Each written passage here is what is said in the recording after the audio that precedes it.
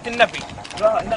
والله العظيم جاي عليك لحد ما رفعت البرودة قلت انت احسن واحد، لاني خلص ما الي كرامة ولا اشي. متت انا ما خليته في الدار اكل، ما خليته في الدار اكل توكلوا.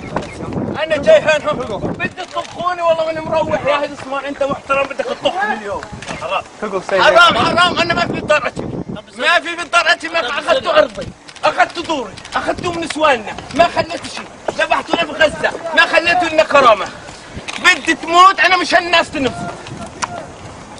خلص جاهزين يا عمي، انا هان جاي اموت. وها يلا ها هيني جاي اموت وطخوني طخوني. انا هيني هان جاي اموت، انا جاي اموت بحياة ابوكم. طخوني جاهز انا، ما خليتوا حين تيجي. جاي عليكم مشان تقتلوني. خلص ولا مغسل مين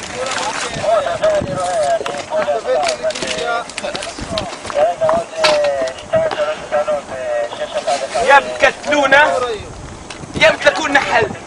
هذا مش حل يا ابن عمي. من حد ما شفت رفعت البارودة فشو جاي اقتلك؟ والله ما بقتلك.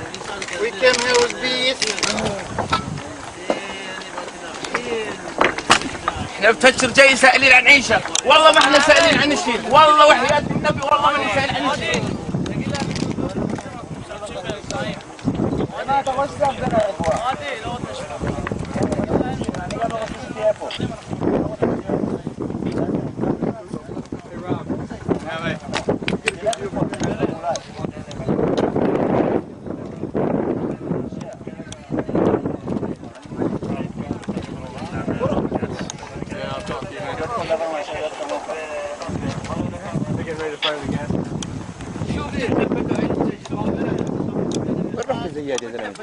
فيش شيء عليك مش مشكلة. وانا ايوب لما نتيم لون التنين لانه بالكنيسة هذا ماشي لانه الحروش بالتت كيمح خبري انت منظم الاتفاقات لازوز الفريشان يشتغل. نحن لو بايين بس مش بكوخ المال عشان شي ممكن. احنا جايين افغان. شلوم نحن مجيء لانه لافقين جايين شلوم مش عمرين. شلوم Allihopa.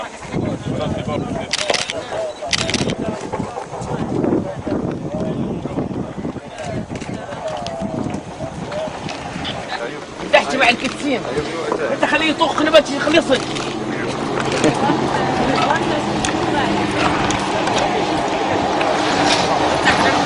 جماعة هذول ليش يقتلون؟ حمودة להתקהלות אסורה, אני מבקש מכם לעזוב את המקום. אני חוזר, להתקהלות אסורה, הדבקת רבי גרוסברג